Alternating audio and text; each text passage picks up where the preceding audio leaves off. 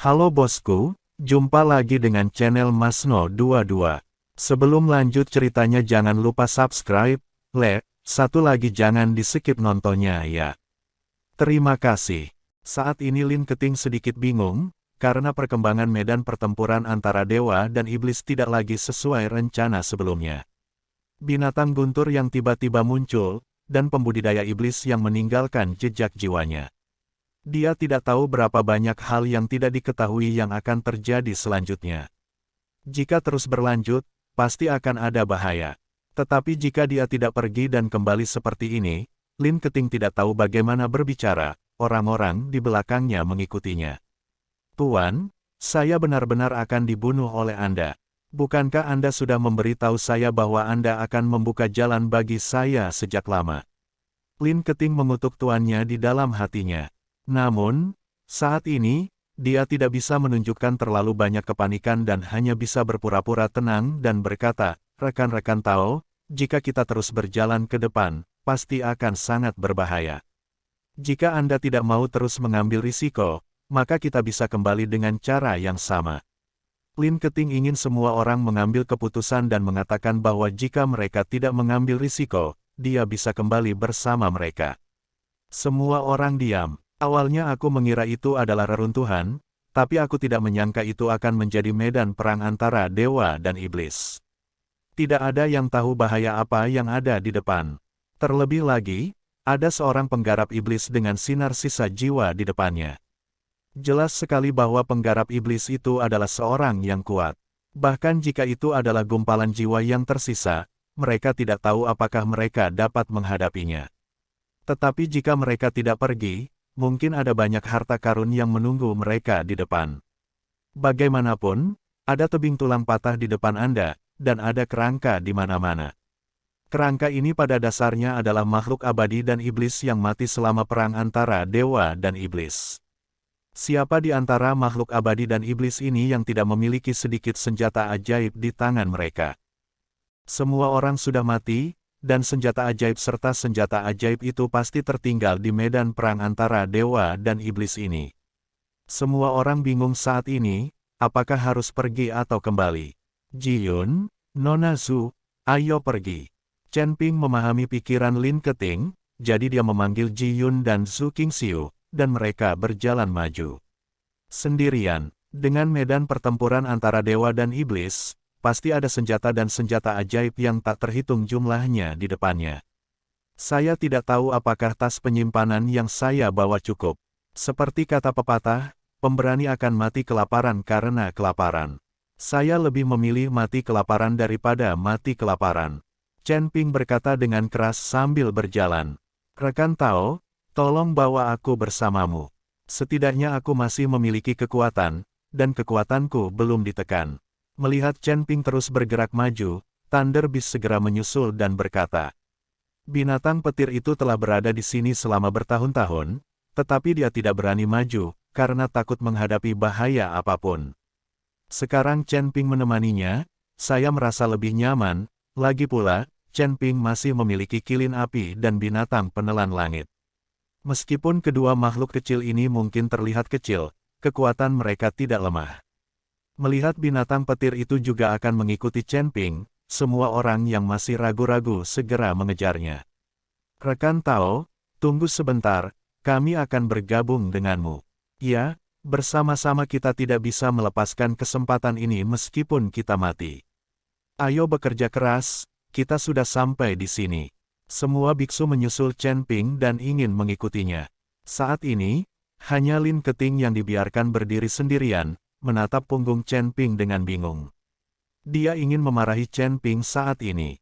Jika bukan karena Chen Ping, mungkin semua orang akan kembali dengan cara yang sama. Faktanya, Chen Ping juga diam-diam melihat Lin Keting saat ini. Yang paling diinginkan Chen Ping adalah membiarkan Lin Keting mengikuti. Bagaimanapun, Lin Keting memiliki rune yang sangat kuat di tangannya. Dan Lin Keting juga mengetahui tempat ini dan dapat membantu sampai batas tertentu. Adapun para beku, mereka telah menekan kekuatan mereka dan menjadi manusia biasa. Tidak ada gunanya mengikutinya. Terlihat Lin Keting tidak bergerak untuk waktu yang lama, dan Chen Ping juga sedikit cemas. Tunggu aku. Karena semua orang ingin maju, maka aku akan mengikutinya. Lin Keting akhirnya mengertakkan gigi dan mengejar Chen Ping dan yang lainnya.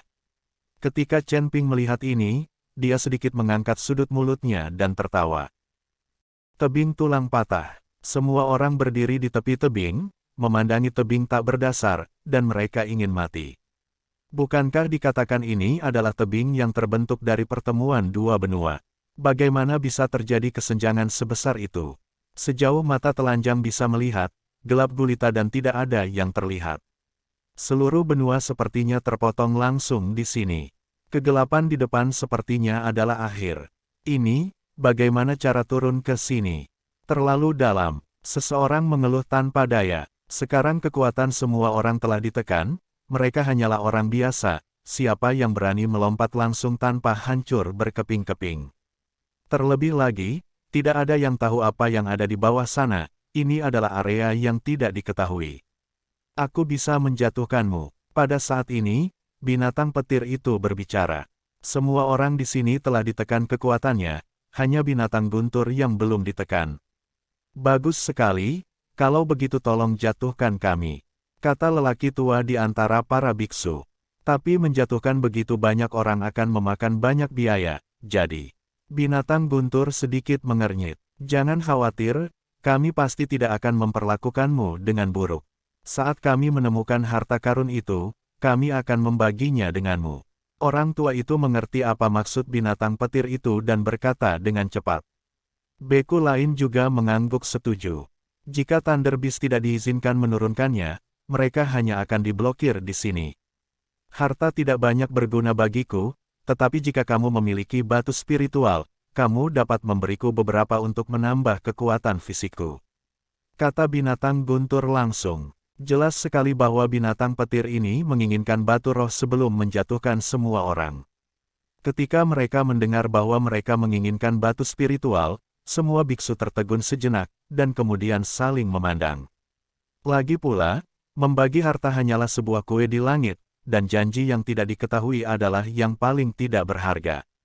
Tetapi jika Anda menginginkan batu spiritual, Anda harus membayarnya. Melihat semua orang ragu-ragu, Thunder Beast berkata, saya tidak akan memaksanya. Jika Anda tidak ingin turun, anggap saja saya tidak mengatakan apa-apa. Baiklah, aku akan membayarnya. Seorang biksu memutuskan untuk mengambil batu roh dengan imbalan kesempatan turun. Pada akhirnya, ada orang yang mau mengambil batu spiritual itu, ada pula yang tidak mau, dan hanya separuh orang yang mengeluarkan batu spiritual itu dan berencana untuk pergi mencari tahu.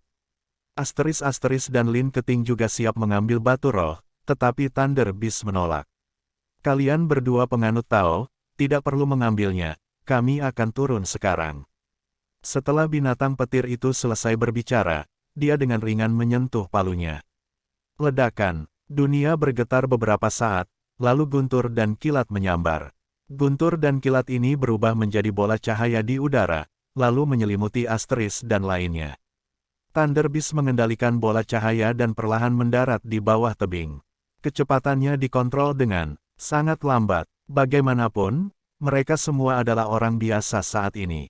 Jika terjadi kesalahan, mereka pasti tidak akan selamat. Perlahan, semua orang ditelan kegelapan. Karena mereka tidak memiliki kesadaran spiritual, situasi di sekitarnya tidak terlihat dengan mata telanjang. Dalam kegelapan ini, banyak orang mulai panik dan nafas mereka menjadi cepat. Bahkan Lin Keting memegang liontin giok penyelamat di tangannya, tampak gugup. Mes, Lin, jangan gugup, semuanya akan baik-baik saja. Chen Ping berkata dengan sangat nyaman. Sambil menghibur Lin Keting, Chen Ping dirinya terlihat serius karena selalu merasa sedikit tidak nyaman. Kegelisahan ini adalah perasaan bahaya yang mendekat. Chen Ping, kamu hanya bisa mengepalkan tanganmu dan memusatkan seluruh kekuatanmu padanya. Yang lain juga tampak khusyuk, dan ada pula yang berdoa secara diam-diam. Mereka seperti anak domba yang menunggu untuk disembelih dalam kegelapan. Gemuruh, tiba-tiba guntur dan kilat menyambar, dan ada secercah cahaya di kegelapan. Semua orang juga memanfaatkan cahaya ini dan akhirnya melihat situasi di bawah tebing tulang patah. Itu bukanlah hamparan salju putih, melainkan tulang yang lebat. Aura jahat yang kental terus datang dari bawah. Kali ini, ekspresi semua orang menjadi lebih jelek. Lin Keting juga sedikit gemetar dan tanpa sadar bersandar ke arah tubuhnya. Chen Ping mengulurkan tangan dan melingkarkan lengannya di pinggang Lin Keting, tetapi Lin Keting tidak meronta. Saat ini, Anda membutuhkan seseorang yang paling menghibur Anda.